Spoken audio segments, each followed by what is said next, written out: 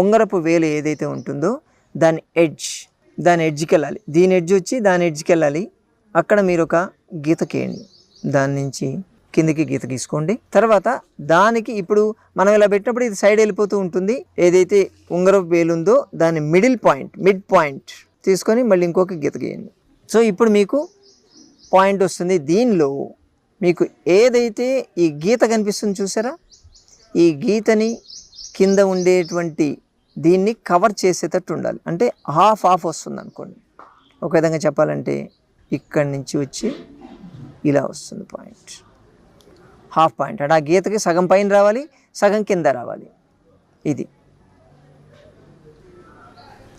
ఇది మన ప్యాంక్రియాస్కి సంబంధించినటువంటి పాయింట్. అంటే పాయింట్ని లొకేట్ చేయడం అనేది చాలా ఇంపార్టెంట్. సో ఈ ప్యాంక్రియాస్ పాయింట్ దీన్ని స్టిమ్యులేట్ చేయొచ్చు. సేమ్ రైట్ హ్యాండ్లో కూడా ఇలాగే ఉంటుంది. అలాగే